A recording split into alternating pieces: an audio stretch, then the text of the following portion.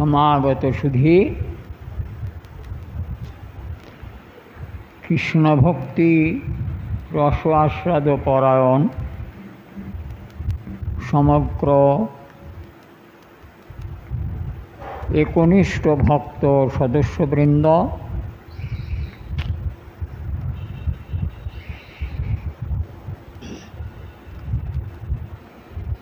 জগত হিতকারী কলিপাবন অবতার শ্রীমন মহাপ্রভু গৌরসুন্দর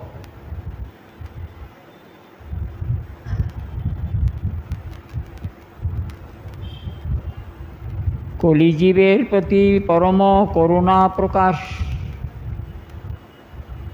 পূর্বক সনাতন গোস্বামীপাদকে বারাণসীতে চন্দ্রশেখরের গৃহে যে সাধ্য সাধনতত্ত্ব উপদেশ দান করেছিলেন, সেই সাধ্য সাধনতত্ত্ব বিষয়ই আমাদের আস্বাদ্য। তো আমরা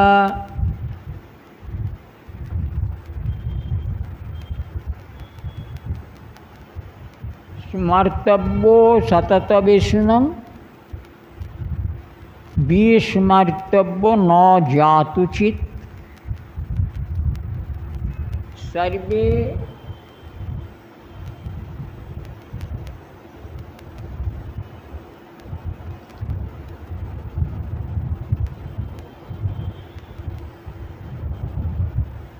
বিধি নিষেধাঃ সু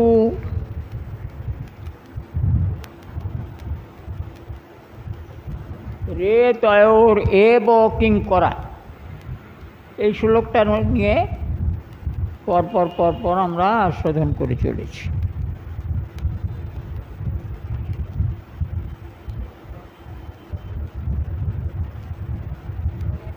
ভগবান শ্রীকৃষ্ণকে কখনো ভোলা যাবে না।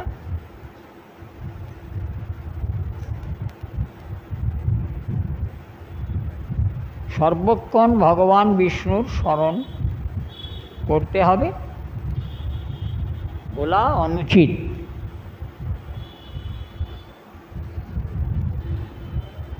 এ জগতে যত বিধি নিষেধ আছে কোনো কিছুর প্রয়োজন হবে না এই দুটিকে পালন করলে।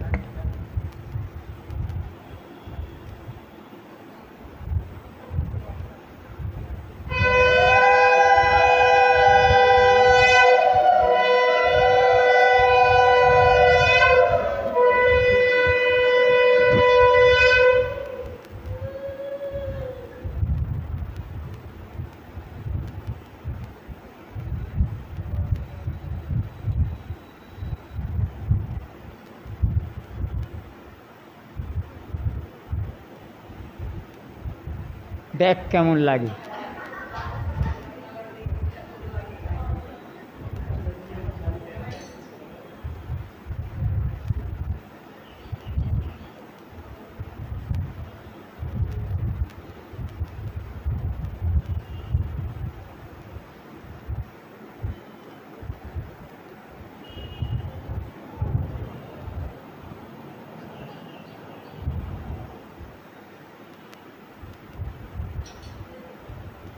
আজকের প্রথম কথা এই প্রসঙ্গে মহাপ্রভু যা বলেছেন তার প্রথম বিষয়টা হলো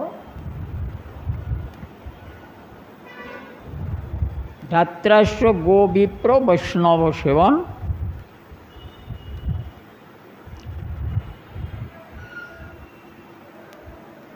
সেবা অপরাধ, নাম অপরাধ,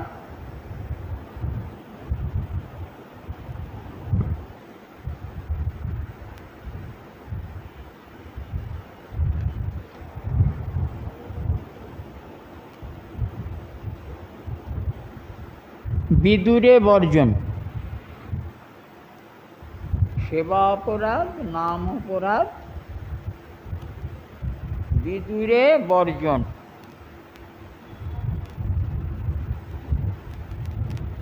ভেঙে ব্যাখ্যা করা সম্ভব হবে না।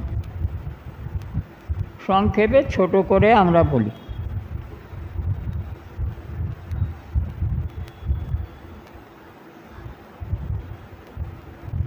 কোনো কোনো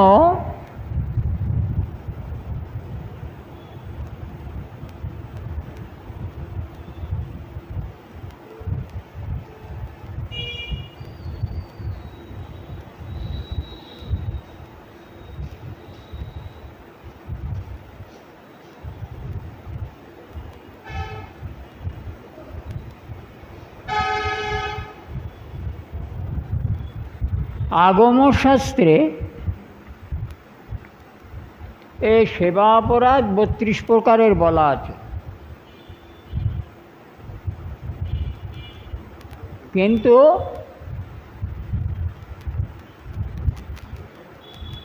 এটা সর্বস্ব নয়। ভক্তি কল্পবল্লরীতে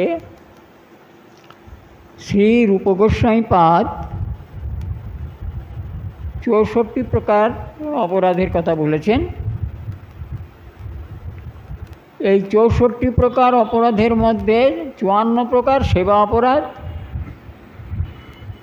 আর 10 প্রকার নাম অপরাধ।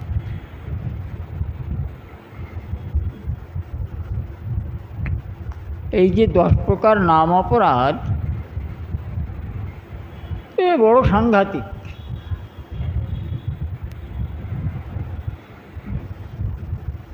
সেবা অপরাধ অনেক প্রকার আমরা করে ফেলি। আমরা ভগবত মন্দিরে সেবা করি, ভগবত মন্দির তৈরি করি, আবার বিগ্রহ স্থাপন করি, কিন্তু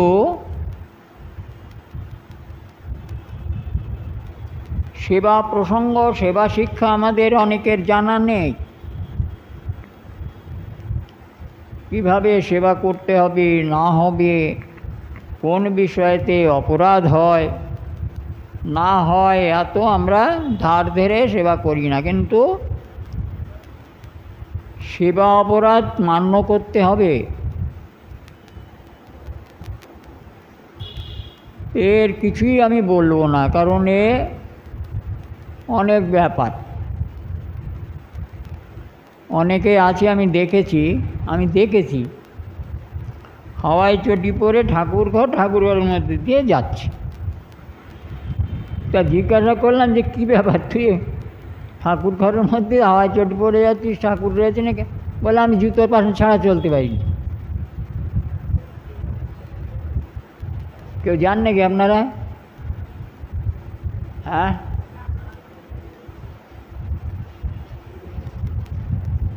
ঠাকুর ঘরে অশ্লীল বাক্য প্রয়োগ,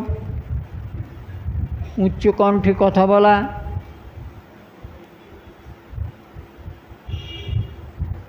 কারোর সঙ্গে ঝগড়া করতে করতে ঠাকুর ঘরে প্রবেশ করা, কম্বল গায়ে দিয়ে ঠাকুর ঘরে প্রবেশ করা। শীতকালে কম্বল গায়ে দিয়ে যান নাকি ঠাকুর ঘরে? লোম বস্ত্রগুলো, এরকম 54 প্রকার অপরাধ আছে। ঠাকুরের দিকে পেছন ফিরে বসা, কিংবা ঠাকুরের দিকে পা দিয়ে পা মেলে বসা, ঠাকুরের সামনে কিংবা ভাগবতের সামনে আমি অনেকবার বলেছি, এগুলো আপনারা জানেন। পর্যঙ্ক বন্ধন করে বসা। পর্যঙ্ক বন্ধন জানেন তো, মনে আছে সবার? এই হাঁটু এরকম করে নিয়ে বস। এরকম দেখবেন অনেকেরই বদ অভ্যাস, সে ঠাকুরের কাছে হোক ভাগবতের কাছে হোক, পর্যঙ্ক বন্ধন করে। এটা মহান অপরাধ। এরকম 54 প্রকার অপরাধ আছে, আমি আর কত বলবো।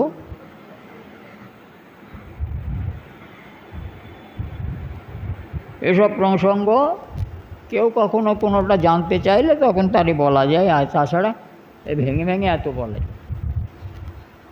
আর যদি আপনারা নাম অপরাধ শুনতে চান, অনেকে আছেন, আমি এটা তো আপনারা সবাই সচরাচর দেখতে পাবেন, মন্দিরের সামনে দিয়ে যাচ্ছে রাস্তায়, এক হাতে কখনো ভগবত প্রণাম করতে নাই,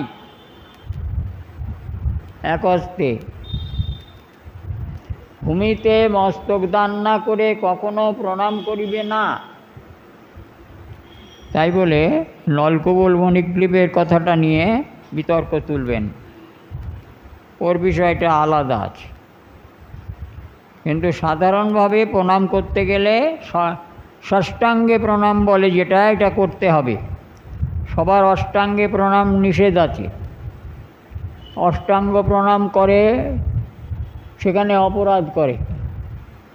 ষষ্ঠাঙ্গ প্রণামে হাঁটু, জানু, হস্ত, মস্তক, মুদ্রিত নেত্র, এই 6টি অঙ্গ এই প্রকারে ভগবৎ পাদপদ্মে প্রণাম করতে হবে। প্রণাম করার সময় চোখ খুলে প্রণাম করা যায় না, চোখ বন্ধ করে হৃদয়ে স্মরণ করতে করতে প্রণাম করতে হয়। এই বলছি, এসব নিয়ে আমি আর কত ব্যাখ্যা করব।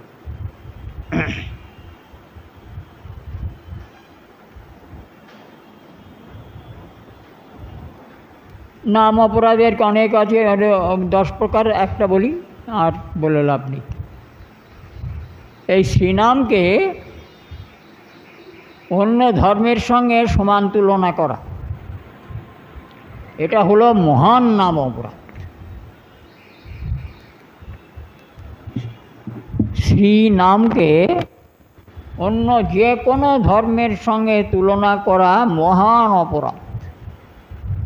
কারণ শ্রীনাম হলো স্বয়ং স্বয়ং।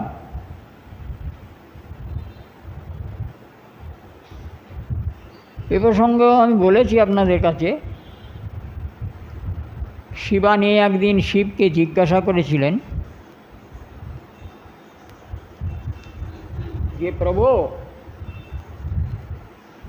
এই জগতে যে শ্রীনাম প্রচারিত আছে,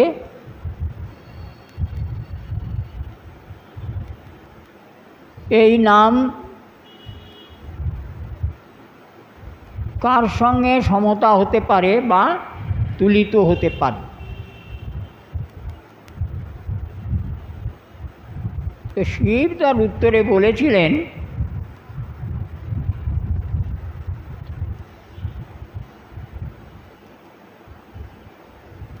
কোটিবার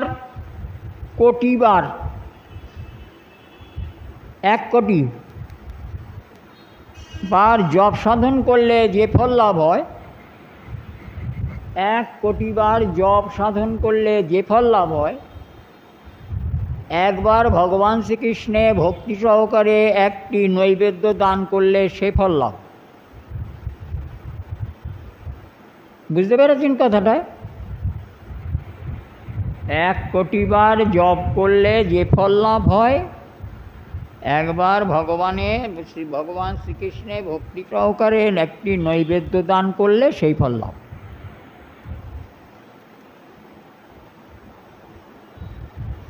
এক কোটি বার নৈবেদ্য দান করলে ভগবান শ্রীকৃষ্ণে যে ফল লাভ হয়, একবার শ্রী নাম করলে সেই ফল লাভ। আর ছেড়ে দিচ্ছি। তো শিবানী জিজ্ঞাসা করলেন, তাহলে নামের সঙ্গে কার তুলনা হবে? নাম কার সঙ্গে? তো নামই কেবলম।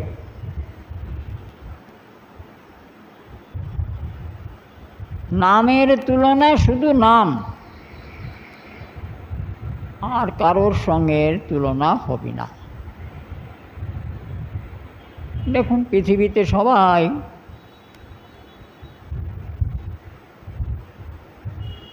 আপনারা যখন শিবকে প্রণাম করেন, হে শিব হে শিব বলে ডাকেন, বলুন না। শিবকে যখন প্রণাম করেন বা পূজা করেন তখন কি হে শিব এই বলেন? বলেন না? জানা নেই উত্তরটা? হে মহাদেব এরকম বলেন না তো? কেবল জল ঢালার সময় যখন রাস্তায় যান, ভোলে বাবা পার করেগা বলতে তা না, হে ব্রহ্মা, হে ব্রহ্মা, হে ব্রহ্মা বলে ডাকেন? ডাকেন না। মা দুর্গা, মা দুর্গা তাও বলেন না। মা কালী, মা কালী একটু বলেন, জয় মা কালী। ওটার গায়ে মাখা কালী, তাই মা কালী। কিন্তু সর্বস্বর ভগবান শ্রীকৃষ্ণের নাম করেন, গুরুজনের নাম আপনারা করেন না, কখনোই না। স্বামীর নাম কি? একজনের জিজ্ঞেস করেছে। এখনকার মেয়ে ছেলে না তো, তখনকার মেয়ে ছেলে।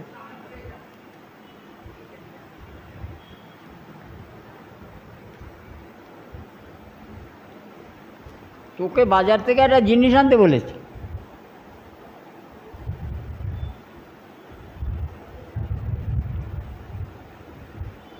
তো বাজার থেকে জিনিস আনতে বলেছে, জিজ্ঞেস করেছেন কী জিনিস আনবো। আপনারা অনেকে হয়তো জানেন, আমি তো সব ভুলে যাচ্ছি এখন। কাসন্দির সন্ধি বাদে পাঁঠার বাদে পা, পাঁঠার বাদে পা, লবঙ্গর বঙ্গবাদে যা থাকে কিনে আনবে তা। বুঝেছেন? অনেক কষ্টে মনে পড়েছে। কাসন্দির সন্ধি বাদে কি থাকলো? কা। পাঁঠার বাদে পা, তাহলে কি থাকলো? ফা। লবঙ্গর বঙ্গবাদে কি থাকলো? লকার থাকলো, তাহলে কি হলো? কাঁঠাল। ওকে কাঁঠাল, এবং ভাসু স্বামীর নাম হচ্ছে কাঁঠাল। স্বামীর নাম হলো কাঁঠাল, তখন বলতে পারবে না, তো এইভাবে বলেছে, বুঝেছেন না?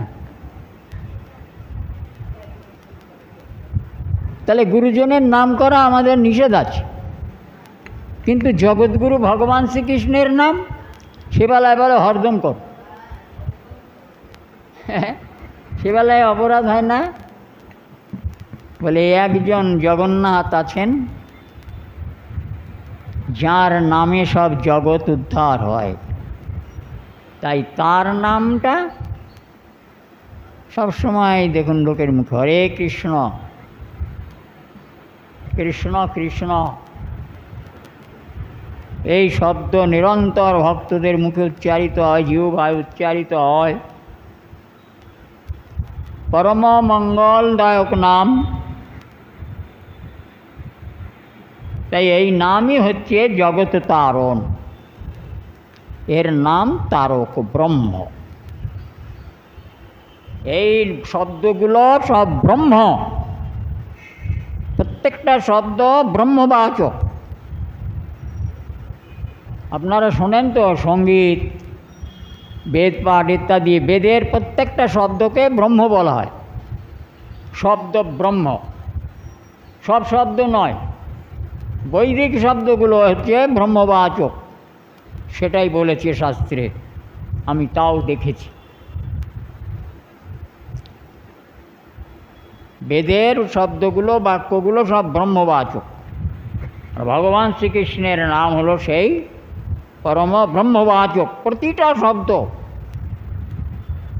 ভেঙে ভেঙে 32টা অক্ষর, প্রত্যেকটা শব্দ হচ্ছে ব্রহ্মবাচক। মহা অগ্নিস্বরূপ, দায়িকা শক্তি আছে, পরম দায়িকা শক্তি আছে এই শ্রী নামের প্রতিটি শব্দের মধ্যে। এটা ব্রহ্মবাচক। সব শব্দকে ব্রহ্মবাচক বলা যাবে না।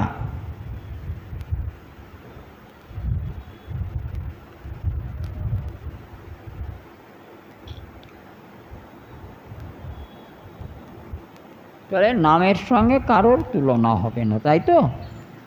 নাম স্বয়ং নামই তার তুলনা।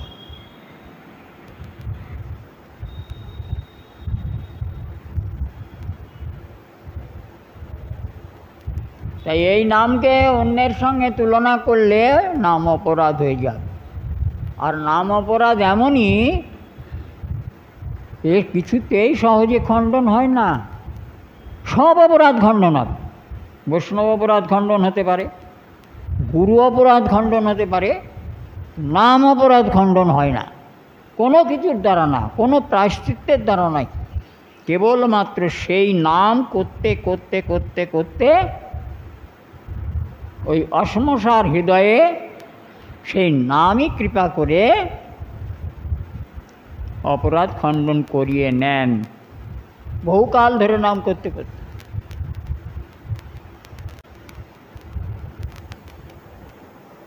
এই নাম অপরাধ থেকে নিষ্কৃতি আমাদের কিন্তু কি বলবো, এই 10 প্রকার নাম অপরাধ না থাকলে,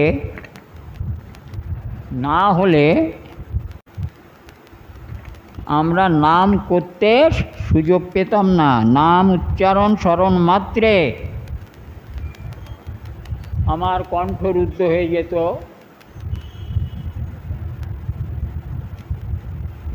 আমার জিহ্বা নাম পরিপূর্ণ উচ্চারণ করতে পারত না।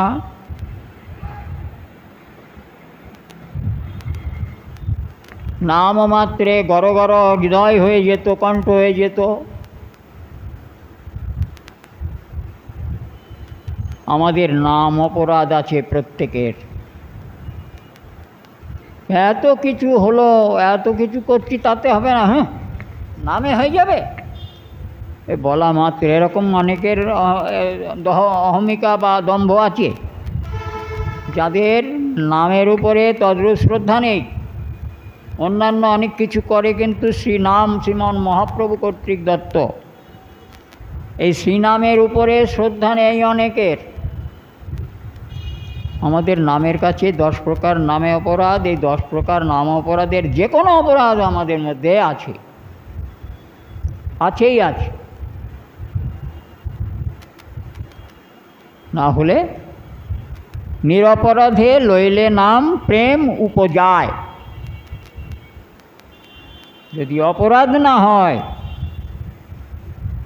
তাহলে তার নাম করতে করতে প্রেম উদ্গত হবে, আর প্রেম উদ্গত হলেই সাত্ত্বিক বিকার সকল অঙ্গে প্রকাশ পাবে। সব প্রকাশ পাবে না। অষ্টসাত্ত্বিক ভাব একমাত্র গোপীগণে ছাড়া জগতে কারোর মধ্যে প্রকাশিত হয় না। 1, 2, 3, 4 পর্যন্ত হয়, কিন্তু অষ্টসাত্ত্বিক ভাবটা আর তার সঙ্গে হর্ষ, এই নববিধ, এটা একমাত্র ব্রজে গোপীগণে ছাড়া আর কাহাতেও হয় না। যার জন্যে শ্রীমন মহাপ্রভুকে জগন্নাথ মন্দিরে সার্বভৌম ভট্টাচার্য এই অষ্টসাত্ত্বিক ভাবে আকুলিত হৃদয় দেহ দর্শন করে তিনি পাগলপাড়া হয়ে বেদ বিচার করেছিলেন যে আমি কেবল শাস্ত্রেই গোপীদের মধ্যে এই প্রেম, এই সাত্ত্বিক বিকারের প্রমাণ পেয়েছি, কিন্তু জগতে কোনো মানুষের মধ্যে প্রমাণ পাইনি। তো সেই সাত্ত্বিক বিকার সকল দেখছি এই চৈতন্যের শরীরে। মহাপ্রভুর শরীরে। তিনি তো মানুষ নন, তিনি তো সেই যুগ্মমূর্তি, রসরাজ মূর্তি, রাধাকৃষ্ণ মিলিত তনু। তাই গৌর না ভজন করে যারা, নিতাই গৌরকে ভজনা না করে যারা শুধু কৃষ্ণ ভজন করবে, ওদের প্রেম কোথায়? এ গৌড়ীয় সিদ্ধান্তের উপরে পৃথিবীতে সিদ্ধান্ত নেই। গৌড়ীয় সিদ্ধান্তের উপরে পৃথিবীতে কোনো সিদ্ধান্ত নেই।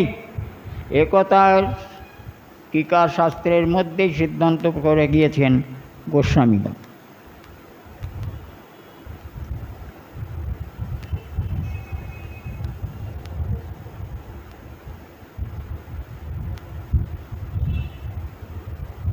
তাই নিতাই গৌরকে ভালো না বেসে কৃষ্ণকে ভালোবাসলে কৃষ্ণকে পাওয়া যাবে না। যাবে না তো শাস্ত্রে বারণ করেছে, না আমরা না। তো এই 54 প্রকার সেবা অপরাধ প্রতি মুহূর্তে হচ্ছে আমাদের, নানাভাবে হয়। সেবা করতে করতে কথা বলা অন্যের সঙ্গে, ভগবত সেবার সময় দেখবেন দরজা বন্ধ থাকে। কেন থাকে? না, অন্যের মুখ দেখা নিষেধ আছে সেবার সময়, অন্যের সঙ্গে বাক্যালাপ নিষেধ আছে। যখন সেবা করবে তখন কেউ উচ্চস্বরে তাকে ডাকবে না, তাহলে তার সেবা অপরাধ হয়ে যাবে। এরকম অনেক কিছু বিষয় আছে যা মান্য করতেই হবে, জানতে হবে। সেবা করতে গেলে কিছু কিছু সেবা অপরাধ একটু জেনে নিতে হবে। এর কিন্তু কারোর ক্ষমা নেই। সে তুমি যেখানেই থাকো, যেখানেই সেবা করো, এই 54 প্রকার সেবা অপরাধ আমাদের কথা নয়, ভক্তিকল্পবল্লীর সাক্ষাৎ রূপ গোস্বামী পাদ বর্ণন করে গিয়েছেন। আমাদের কিচ্ছু করার নেই, একে অতিক্রম করা যাবে না। তা যাতে সেবা অপরাধ না হয় সেবা করতে গিয়ে, সেগুলো আমাদের দেখতে হবে। অনেক অনেক কিছু আছে, যেমন ঠাকুর সেবা করতে করতে থুতু ফেলতে, না না, এরকম করবেন না। ওই নারায়ণশিলা সেবা করছি, বুঝেছেন তো, নারায়ণশিলা সেবা করতে গিয়ে এই আঙুল জলের মধ্যে ডুবিয়ে দিল। ওই নখস্পৃষ্ট জল শালগ্রাম শিলায় দান করলে তোমার মহান অপরাধ হয়। বা যে কোনো বিগ্রহ তুমি সেবা করো, স্নান করাও, যদি নখস্পৃষ্ট জল দিয়ে সেবা করাও, তাহলে তোমার মহান সেবা অপরাধ হয়ে যাবে। এগুলো থেকে খুব সাবধান থাকতে হবে। তো যাই হোক, বেশি ভাঙা এটা আমার দরকার নেই। সেবা অপরাধ, নাম অপরাধ, সব সময় নাম অপরাধ থেকে আমাদের নিজেদের দূরে রাখা দরকার আছে। কিন্তু হয়ে যায়, আমাদের প্রেম হচ্ছে না কৃষ্ণ নাম যা শাস্ত্রে বলে, আমরা যখন তার প্রমাণ পাই না তখন মিথ্যে কথা বলি, তাই না? তখন যা বলি যে শাস্ত্রে অতিরিক্ত এসব মিথ্যে কথা বলি কি না? না, কেন শাস্ত্রের কথা তো আমার সঙ্গে মিলছেন, আমি তো নাম করেই যাচ্ছি। আর তুমি তো নাম করে যাচ্ছ, নাম করতে গিয়ে নামে অপরাধ করে ফেলছো, সেটা কি খেয়াল করেছো তুমি? নামে যে অপরাধ হচ্ছে সেটা তো তুমি জানতে পারছো না। আর নাম অপরাধ এমন সাংঘাতিক যে কিছুর দ্বারা খণ্ডন হয়। ওই নাম করতে করতে করতে করতে, আরে বাবা রে, একে নাম করে পারি না, আর নাম অপরাধ হয়ে নাম করতে করতে করতে করতে হয়রান হয়ে যাব, তো অপরাধ খণ্ডন হবে না। এই জন্য আমাদের নামে প্রেম হয় না।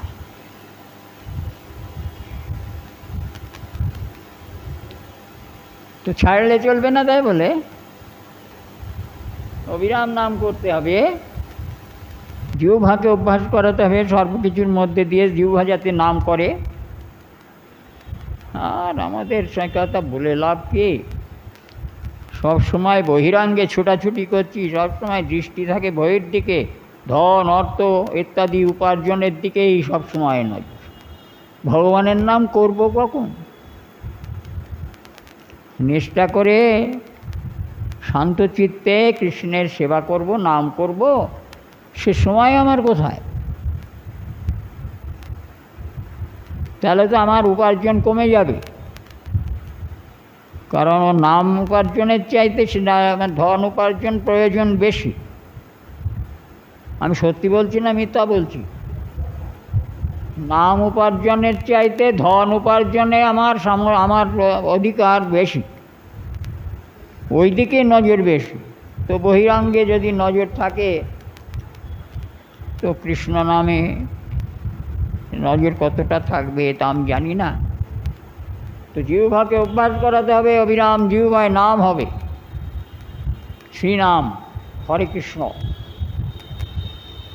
হরে কৃষ্ণ মানে জানা আছে তো সবার? হরে কৃষ্ণ, এই যে দুটো শব্দ কি মানে? হ্যাঁ,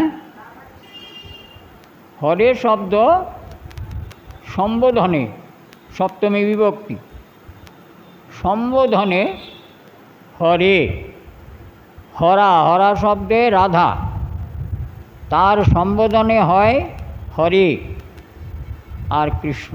আমাদের বলা হয়, দেখবেন আমাদের গোস্বামীরা বলে থাকেন যে আমাদের যুগল ভজন। অনেকে জানেন না, বোঝেন না যুগল ভজন কারে বলে, কী বস্তু। এই শ্রীনাম হচ্ছে যুগল মূর্তির আরাধনা। হরে কৃষ্ণ, রাধে কৃষ্ণ বললে যা হয়, হরে কৃষ্ণ বললে তাই হয়। এটা তো শাস্ত্রের আবিষ্কার। শ্রী বেদব্যাস, সে কোন কালের কথা, রোমহর্ষণকে শিক্ষা দিয়েছিলেন এই হরে কৃষ্ণ নাম প্রসঙ্গের ব্যাখ্যা করে। রোমহর্ষণ মুনিকে বুঝিয়েছিলেন, সেখানে হরে কৃষ্ণ শব্দ, এটা আজকের নয়, 4 যুগ এই হরে কৃষ্ণ শব্দই চলে আসছে।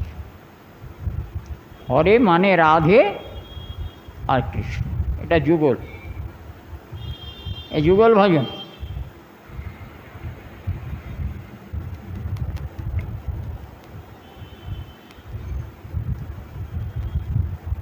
এভাবে চলে আসছে। মহাপ্রভু শাস্ত্রের সেই গোপন বস্তু স্বয়ং জগতে প্রকাশ করে গিয়েছেন, তাই জগতে শ্রীনাম। কলিতে হরিনাম ছাড়া তো গতি নেই, আমরা জানি। প্রবোধানন্দ সরস্বতীপাদকে তিনি পরিষ্কার বলেই দিয়ে গিয়েছেন এই কথা। হরের নাম, হরের নাম, হরের নামৈব কেবলম, কলৌ নাস্ত্যেব নাস্ত্যেব নাস্ত্যেব গতিরন্যথা। কলিকালে হরিনাম করা ছাড়া আর কোনো কিছু গতি নেই। তাহলে কোটিবার জপ করলে যে ফল লাভ হয়, একবার ভক্তি সহকারে একটা নৈবেদ্য ভগবানকে নিবেদন করলে সে ফল লাভ হয়। তো এবার কোটিবার কোটি নৈবেদ্য দান করলে যে ফল হয়, একবার কৃষ্ণ নাম করলে সেই ফল লাভ হয়। তবুও আমরা অনেক কিছু করব, কৃষ্ণ নামাভ্যাস করব না, কৃষ্ণ নাম মুখে বলবো না। বললাম তো, ধন অর্থ উপার্জন করবো না কৃষ্ণ নাম মুখে বলবো।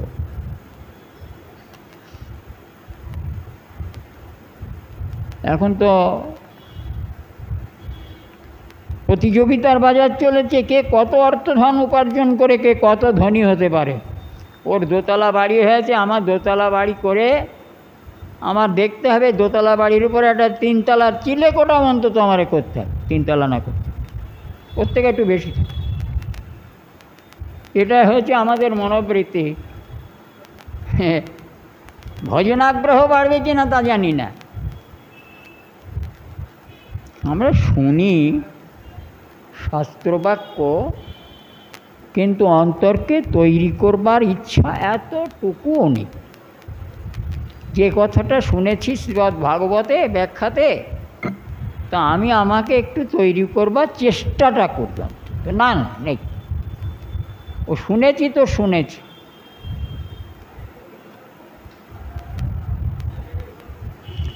নিজেকে তৈরি করবার চেষ্টা তো করতে হবে। একটু একটু করে তিলে তিলে নিজেকে তৈরি করবার চেষ্টা কর।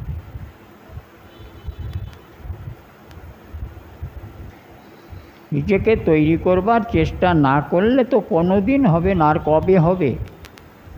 প্রত্যেকটা দিন। আমি বলেছি যে আমার যখন 20 বছর বয়স, 20 বছর বয়স, আমার দীক্ষা হয়েছিল একটু দেরিতে।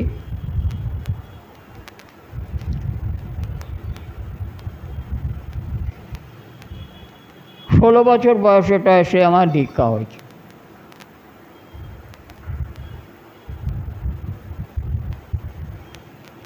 তো আমি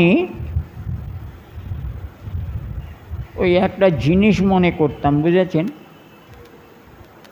গুরুদত্ত কোনো বস্তু, অতি গোপনীয় ভজনীয় বিষয়। তো আমি মনে করতাম কি মাঝে মাঝে যে আচ্ছা এখন তো আজকে না হয় এটা আগের কালকে করব, কালকে না হয় তো পরশু দিন করব, আচ্ছা থাক না দুদিন পরেই হবে এখন। এটা করতে করতে কত বছরটা কেটে গেল, তো সেই জিনিসটার প্রতি আমার যত্ন আগ্রহ হলো না। আমার দিয়ে বলছি কথা, এটা কিন্তু প্রত্যেকেই মনে রাখবেন, প্রত্যেকের মধ্যেই আছে জিনিসটা। আজ করি, কাল করি, পরশু করি, করে করে মরি মরি। যদি মৃত্যু হয়ে যায় তো আর আমার শিক্ষা হলো না। তো যে কাজটা কালকে আজকে করব মনে করবো, সে কাজটা কালকের জন্য ফেলে রাখবো না, তাহলে দেখবেন ও পড়ে থাকবে। এ স্বভাবের দোষ আছে, এর স্বভাবের দোষ হলো আলস্য। ও সবসময় অলস, আসল কার্যটা অনেক সময় সে করতে ইচ্ছা করেন, গাফিলতি। এটা থেকে বাঁচতে গেলে যখনই মনে করব তখনই করব, তা নাহলে সে জিনিস হয়তো আর নাও হতে পারে। ভগবত ভজন হলো এমন এক বস্তু, যা ধ্রুব, যা প্রহ্লাদ, তা মুনি ঋষিগণ শিখিয়ে গিয়েছেন আমাদের, সেই পথের অনুসরণ করাটা আমাদের অবশ্য কর্তব্য। সময় নষ্ট করা যাবে না। আমি চেষ্টা করলে বহিরাঙ্গে ধনার্থ আদি উপার্জন করতে পারতাম। আজকে আমার এমন সোর্স ছিল, আজকে কথার প্রসঙ্গে আমি বলি, আমার এমন সোর্স ছিল যে আমি 3 তলা 4 তলা বিল্ডিংয়ের মালিক এবং গাড়ি বাড়ির মালিক হতে পারতাম। আমি গাড়ি বাড়ির মালিক হতে পারতাম, কিন্তু আমাকে কোনো প্রলোভন আজও পর্যন্ত ভোলাতে পারিনি। কোনো প্রলোভনের কাছে আমি নতি স্বীকার করিনি। আমার জীবনে বহু সুযোগ এসেছে, বহু বড় বড় অফার এসেছে। একটা জিনিস শুধু চিন্তা করেছিলাম সেদিন, আমি যে গোবিন্দের সেবা করি, আমার গরিবানার মধ্যে দিয়ে আমি যেভাবে গোবিন্দের সেবা করি, আজ আমি ওই বড় অফার নিয়ে যদি সেই সেবা ফেলে সেখানে গিয়ে সেবা করি, তো আমি যার সেবা করছি এতদিন সে কি বলবে? সে বলবে যে তুই ধনার্থের লোভে তোর সেবা ফেলে এই সেবা করতে এসেছিস, বলবে কি না? আমার গোবিন্দ আমাকে বলবে কি না? আমার এই চৈতন্য আমাকে সমস্ত কিছু থেকে গুটিয়ে রেখে দিয়েছে। কিন্তু সেই গোবিন্দ আমাকে অনেক পরীক্ষা করেছে, আমার রাধারানী আমাকে অনেক পরীক্ষা করেছেন, কিন্তু ফেলে দেননি। আমি তাকে কি করে ফেলব? এবার আপনারা বলুন তো, যিনি আমাকে রক্ষা করে রেখেছেন, আমি তাকে ফেলব কি করে? যিনি আমার কাছে এসেছেন, আমি তাকে দূরে সরাবো কি করে? তাহলে আর আমার কি থাকবে? আমি বড় বড় অফার পেয়ে আমি ছেড়ে দিয়েছি। নবদ্বীপে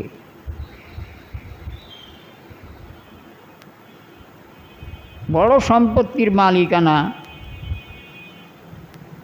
দিয়ে উনি বৃত্ত ছিলেন, উনি 2বার 3বার এসেছেন আমাকে নিয়ে যাওয়ার জন্য। আমি একা মানুষ, বৃদ্ধ চলে যাই, আমাদেরই গুরুবর্গের কাছে দীক্ষিত ছিলেন। বহরমপুর থেকে 12 বিঘে সম্পত্তি, বিগ্রহ, মন্দির সমস্ত কিছু দিয়ে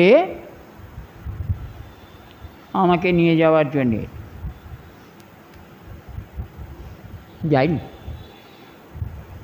আমি যাইনি, ওই একটা চিন্তা আমাকে খুঁড়ে খুঁড়ে খেয়েছিল। আমি খেতে পাই না পাই, আমার দিন কষ্টে যায়, তবু যাকে নিয়ে আছি আমি তাকে ছেড়ে কোথাও যেতে পারি। হয়েছে আমার জীবনে, এমন কষ্ট হয়েছে জীবনে অন্য জটিনি।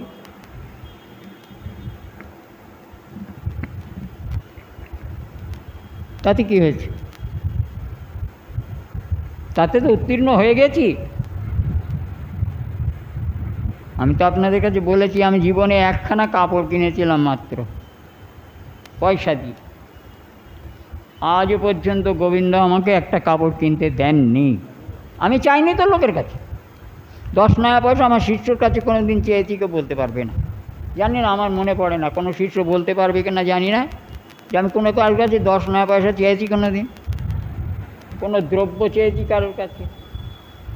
উৎসব হবে বলে আমি এই গুরুদেবেরা যেভাবে ঘুরে বেড়ায় আমি দেখলে সহ্য করতে পারি।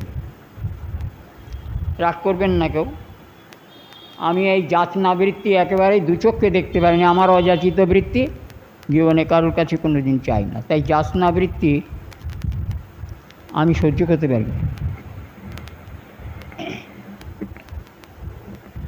তো ঘুরে ঘুরে সারা বছরে 2বার 3বার করে যাচ্ছে চিত্রবাড়ি, পয়সা আদায় করছে, চলে যাচ্ছে।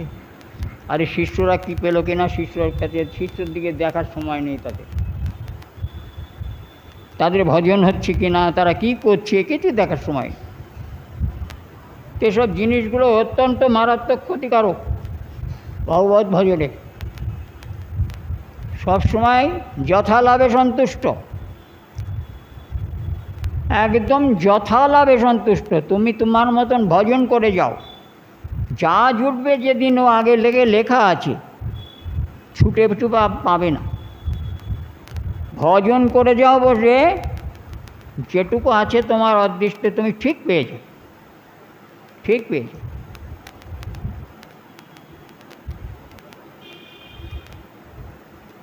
আমি একটা দৃঢ় বিশ্বাস নিয়ে আজকে কথাগুলো বললাম আপনাদের কাছে, রাগ করবেন না, এই প্রসঙ্গে বলছি।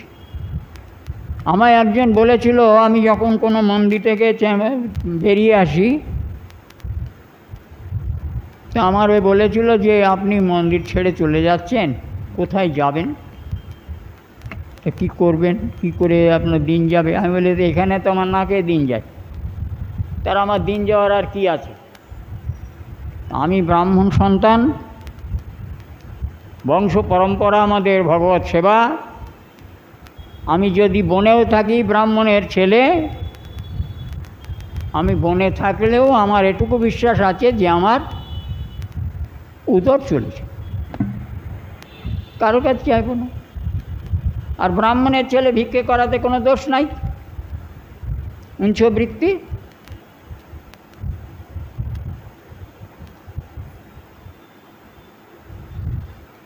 এটা হলো আমার জীবনের ব্রত। তো আমি বললাম, যদিও তো আপনারা হয়তো জানতে পারবেন, আপনারা আমি যে কারোর কাছে কিছু চেয়েছি কি না আমার হয়তো সব খেয়াল নেই। কোনো দিন কোনো জিনিস আমি কারোর কাছে চাই। ও আমার ঠাকুর, আমার আছে, আমিও ঠাকুরের আছি, এর চাইতে আর আনন্দ কি হতে পারে? ঠাকুর আমার আছে, আমি ঠাকুরের আছি, এর চাইতে আনন্দ আর কি হতে পারে? আপনারা চেষ্টা করুন না এমনভাবে দিন অতিপাত করার, প্রভুর পাদপদ্মে নিজেকে সমর্পণ করে দিয়ে প্রভুর সেবায় নিয়োজিত হওয়া। একটু তো ত্যাগ স্বীকার করতেই হবে ভগবতের উত্তম বস্তু পাওয়ার জন্যে। অধম বস্তু পরিত্যাগ করা কর্তব্য।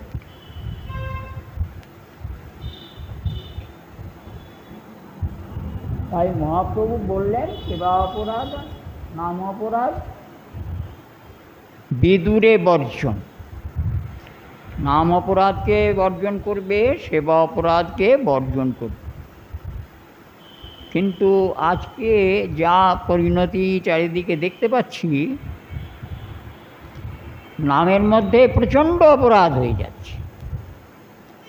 যা কিছু করার নয় নামের মধ্যে সে সমস্ত কার্য সাধন করছে, বিশেষ করে এই গ্রাম্য অঞ্চলগুলোতে।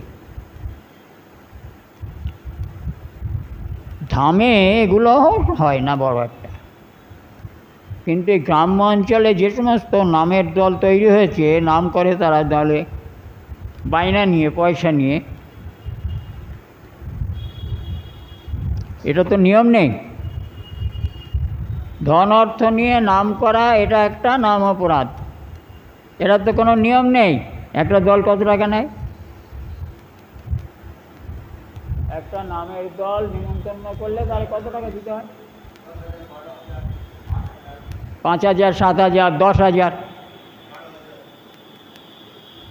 নাম অপরাধ। নাম করে ধন নিবে না, কেউ করবে না। ওরা আবার আজকাল একটা আর নতুন আইন করেছে যে আমাদের খোল আছে, করতাল আছে, এসব ভাঙলে টাঙলে সারতে হবে, তো ওর জন্যে আমরা নিই, আমরা নামের জন্যে নিই না, মিটে গেল।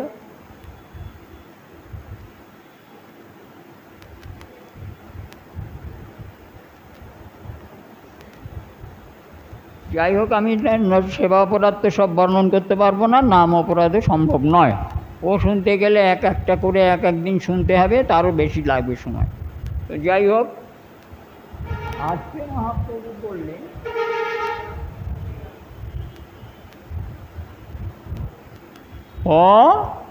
বৈষ্ণব সঙ্গ বহু শিষ্য না করিব।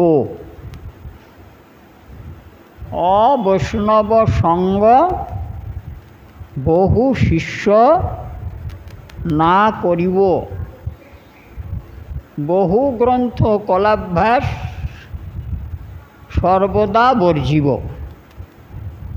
কি বলছেন?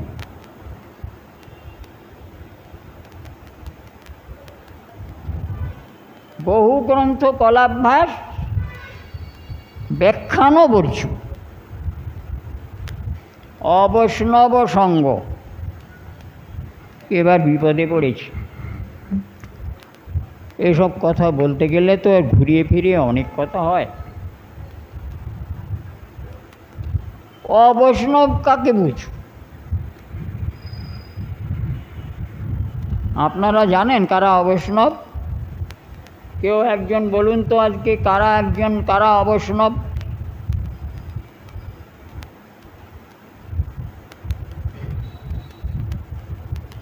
কারা অবৈষ্ণব? বৈষ্ণব নয়।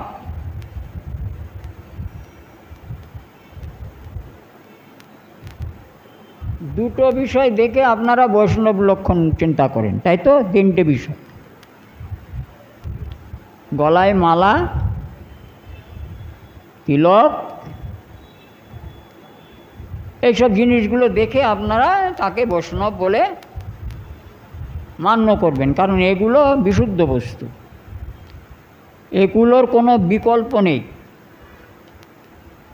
তো আপনার অঙ্গে আছে, আমি সর্বদা এই তিলকমালাকে নমস্কার করব, কিন্তু যিনি ধারণ করেছেন তিনি কী প্রকার সেটা আমি বিচার করবার তো সময় অবসর বা ক্ষমতা নেই।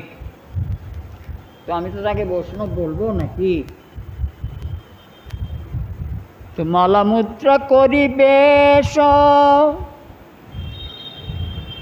ভজনে নাহি লেশ,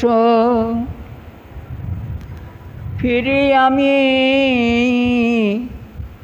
লোক দেখাইয়া, ফিরি আমি লোক দেখাইয়া।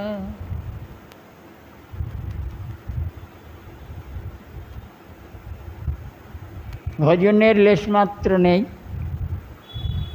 এইগুলো ধারণ করেছি কেন? একটাই কারণ,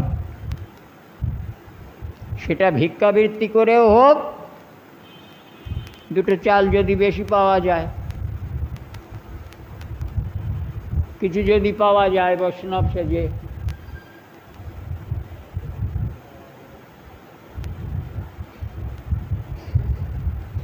দুটো টাকা যদি পাওয়া যায়। আমার এক শিষ্য বাড়িতে একজন ভিক্ষা করতে যেত প্রত্যেক দ্বাদশী। ভালো করে শুনুন, শিক্ষাগুলো নিন। আমার এক শিষ্য বাড়ি, খুব ভালো শিষ্য, শিক্ষিত শিষ্য, বুদ্ধিমান শিষ্য। তো কী করত, দ্বাদশীর দিন গেলে, নাম করবো না কে যেত, 10টা করে টাকা দিত। ভালো করে শুনুন, 10টা করে টাকা তাকে দিত। তো প্রত্যেক দ্বাদশীতে শিষ্য বাড়িতে যেত।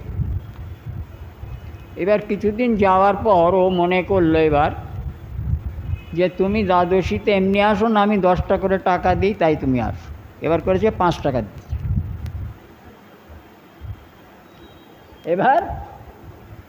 এবার থেকে 5 টাকা দিতে আরম্ভ করেছে। তো আসছি। এবারও কী করলো, 2 টাকা করে। এবার 2 টাকা করে দিয়েছে। পরের একাদশী থেকে দ্বাদশীতে আর আসে। পরের দ্বাদশীতে ও আর আসে না। কেন? 10 টাকা থেকে 2 টাকা দূর আর যাবে না। বুঝতে পেরেছেন?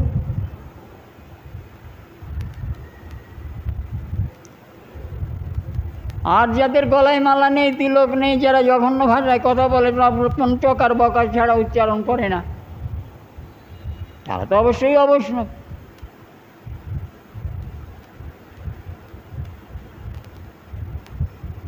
আর বহু শিষ্য না করিব, মহাপ্রভু বলছেন, আমি বলছি না, সনাতন প্রভুকে বলছেন যে বহু শিষ্য কখনোই করিতে নাই। কেন? অনেক শিষ্য হয়ে গিয়েছে, 15 বছরের মধ্যে এক শিষ্য দেখা নেই। আচ্ছা, সেই শিষ্যটা গুরুবাড়ি যদি হঠাৎ করে আসে, গুরুদেব চিনতে পারবেন? কখনোই চিনতে পারবে না। তুমি কে? বলে, কেন বাবা, আমি আপনার শিষ্য। আমার শিষ্য? কোথায় বাড়ি?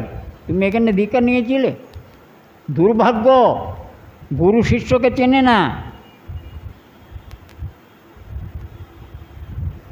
হাজার হাজার শিষ্য করে চলেছে, একেবারে নিষেধ মহাপ্রভুর। তোমার ক্ষমতা নেই শিষ্য পরিচালনা করবার, তাই বহু শিষ্য করবে না। এ তো অপরাধ হবে তোমার। আর কি বললেন? আর বলছেন যে বহু গ্রন্থ কলাভ্যাস।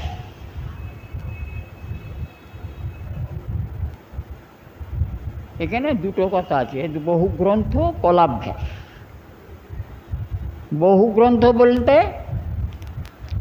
কৃষ্ণ ভক্তি বিরূপ বা কৃষ্ণ ভক্তি গন্ধহীন, বিরোধ, এইরূপ কোনো ধর্মগ্রন্থ তুমি পাঠ করবে না, পড়বে না। আর কলাভ্যাস বলতে 64 কলা বিদ্যা শিক্ষা। যে 64 কলা বিদ্যা শিক্ষার মধ্যে গোবিন্দের কোনো গুণকীর্তন মহিমা আদি বর্ণিত নাই, সেই সমস্ত 64 কলা বিদ্যার একটিও গ্রহণ করবে না। মানে কৃষ্ণ বিমুখ যা কিছু আছে, তোমার যদি কৃষ্ণপাদ পদ্মে প্রেম বা ভক্তি পাবার ইচ্ছা হয়, তাহলে এগুলোকে সর্বতোভাবে বর্জন করে চলবে। তোমার অনেক জ্ঞানের দরকার নেই, কেবলমাত্র ভক্তিশাস্ত্রাধীন, ভাগবতাদির অধীন, গীতা ভাগবতাদির অধীন গ্রন্থ, অথবা বলেছেন এক জায়গায় বেদ বেদাঙ্গাদির অধীন যে সমস্ত গ্রন্থ, তাছাড়া অন্য শাস্ত্রকে কোনো সাধু শাস্ত্র গ্রহণ করেননি।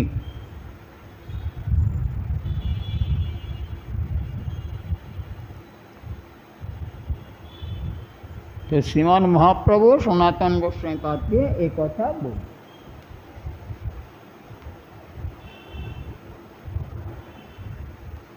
অন্য দেবতা বা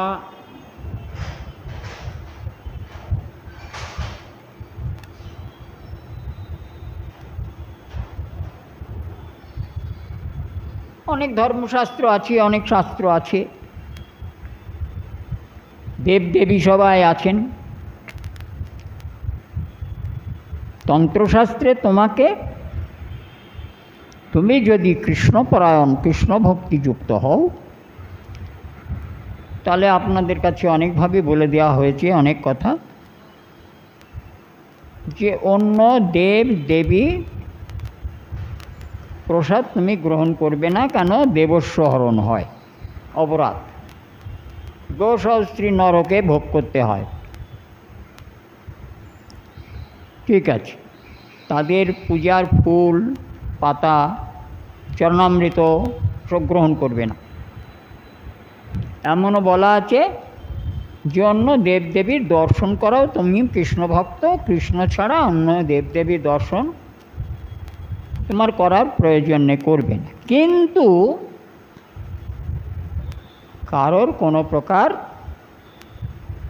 নিন্দা কিংবা স্তুতি তুমি করবে না, নিন্দাও করবে না, তাদের স্তব স্তুতি প্রণামও করবে না। বুঝেছেন? আমার বানানো কথা নেই, আমি কল্পিত কথা বলি না। তাদের দর্শন প্রণামাদিও বারণ করেছে, কারণ কৃষ্ণপাদ পদ্মে যে মস্তক বিতরণ করা হয়ে গিয়েছে, ও মাথা তো আর নেই, একটাই তো মাথা। রাবণের মতন 10 মাথা নেই তো, 10 জায়গায় দেবো? আমাদের একটা মাথা, ও কৃষ্ণপাদ পদ্মে দান করে দিয়েছি, তো ও মাথা আর কোথাও দিতে পারবো না। আমার অধিকার নেই এ মাথাতে, আমি মাথা আর কারোর কাছে দেওয়া।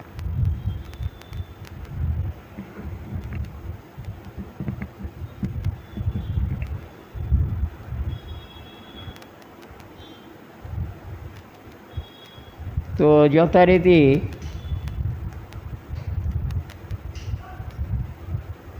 কোনো দেবতার নিন্দা করবে না, স্তুতি করবে না, অন্য শাস্ত্রেরও নিন্দা বা স্তুতি করবে না। একমাত্র ভগবৎ শাস্ত্র ব্যতিরিক্ত অন্য কোনো শাস্ত্র স্তুতি বা নিন্দাও করবে না। যার যেটা আছে সেটা থাক, তুমি তোমারটা নিয়ে থাক।